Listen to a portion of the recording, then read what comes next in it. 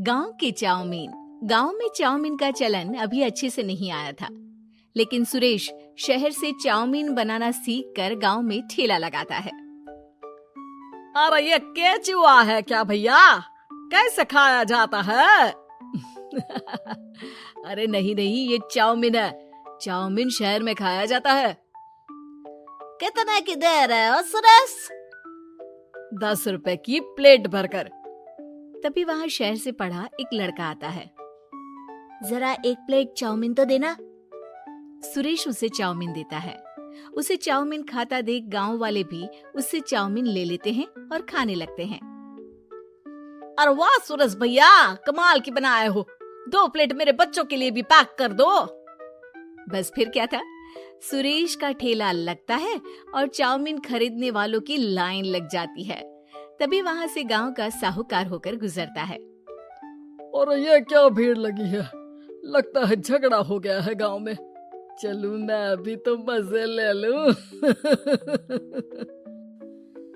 अरे कहाँ है, इतनी भीड़ लगी है यहाँ? लड़ाई हो गई है क्या? अरे साहूकार साहब, ना ना ना, कोई लड़ाई ना हुई है।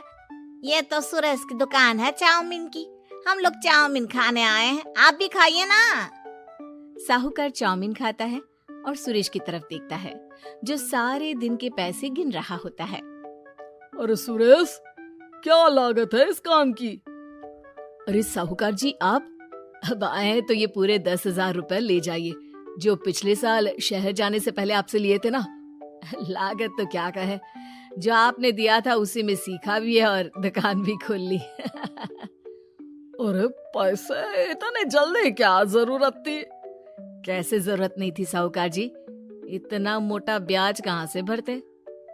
साहूकार को अब सुरेश की दुकान को हड़पने की लालच आ जाती है। नाना करते ये सारे दिन में 500 रुपए कमा ही लेता है। अरे गांव में ये ऐसे ही कमाता रहा तो कहीं ब्याज का काम ना शुरू कर दे। अरे भैया, कोई ना कोई जुगाड़ तो करना पड़ेगा।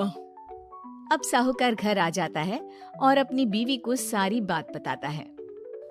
हाँ जी, ये तो मैंने भी सुना है कि सुरेश के हाथ की चाउमीन नहीं खाई तो कुछ नहीं खाया। अरे हाँ हाँ, सही ही कहते हैं। मैं भी खा कर ही आ रहा हूँ। अरे भाग्यवान है, कितना अच्छा हो ना अगर वो पैसा हम लोगों को मिल जाए। क्यों हैं? हाँ, वो तो है, लेकिन कैसे? हम लोगों को तो चाउमीन बनाना आता ही नहीं है। साहूकार और उसकी बीवी अब रोज चुपके से सुरेश के घर जाते हैं और खिड़की से उसे चाउमीन बनाते देखते। अब क्या था, दोनों को चाउमीन बनाना आ जाता है।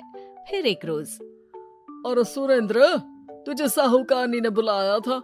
बोल रही थी कि बेटे के जन्मदिन में 10 किलो चाउमीन का ऑर्डर देना है। बना दोगे ना? अरे हाँ हाँ साहूकार जी, मैं जरूर बना दूंगा। कब देना है घर में 10 किलो चाउमीन? अरे वो तो तू घर आकर बता कर लेना, मैं नहीं बता पाऊंगा।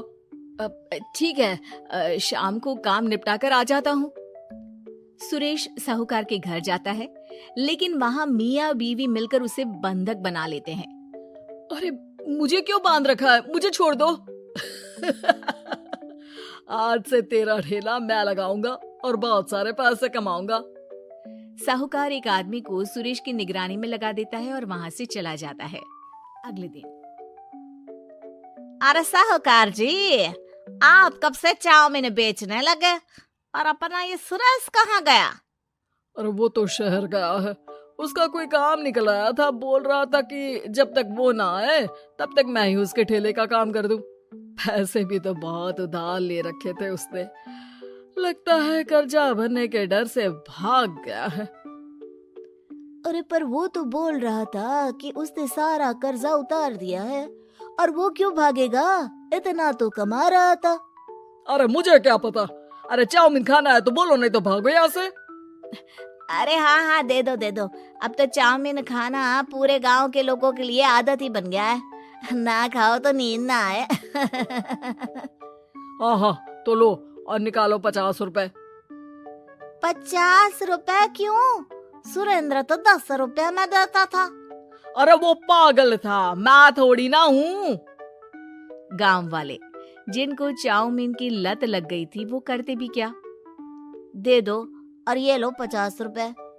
लेकिन फिर साहूकार उन लोगों को प्लेट में थोड़ी सी चाउमीन रख देता है। अरे ये क्या, पैसे 5 गुना ज्यादा और चाउमीन बस इतनी सी। अरे साहूकार साहब, भगवान से तो डरो।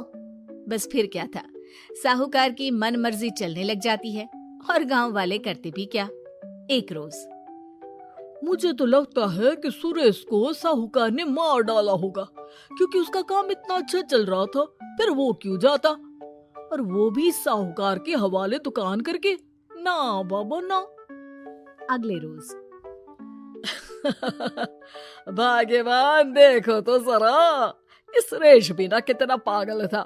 जिस काम से वो ज्यादा पैसे बना सकता था, उससे इतने कम पैसे छाप रहा था। 50 रुपए प्लेट में भी गांव वाले खूब खा रहे हैं चाउमीन। हाँ जी, और जितने में वो लोगों को 10 प्लेट खिलाता था भर भर कर हम लोग उतने में 20 प्लेट बना रहे हैं। क्यों जी? वहीं सुरेश रोज भगवान से मांगता कि बस एक बार वो किसी तरह वहां से निकलने में कामयाब हो जाए, लेकिन उसकी हर कोशिश नाकामयाब होती।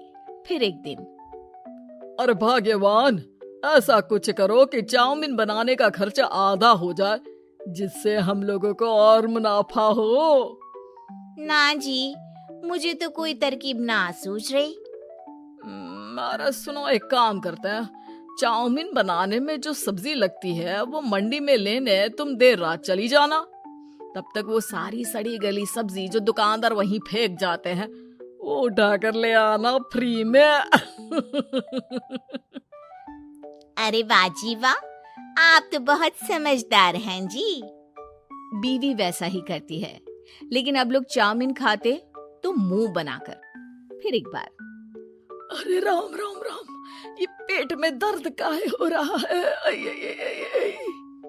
हाय रे हाय, मेरा भी पेट दर्द के मारे फटा जा रहा है।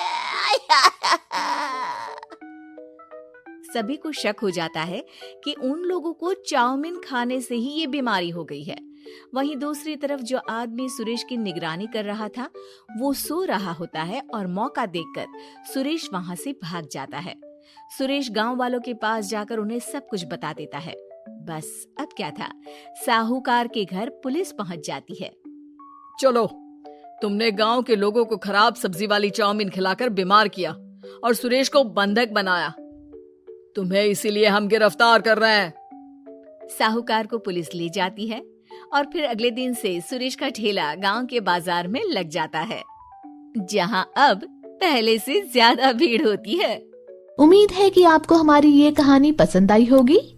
कृपया हमारे चैनल को सब्सक्राइब करें और सभी अपडेट्स के लिए बेल आइकन जरूर क्लिक करें। और हाँ, वीडियो लाइक और शेयर करना मत भूलिएगा। Bye bye.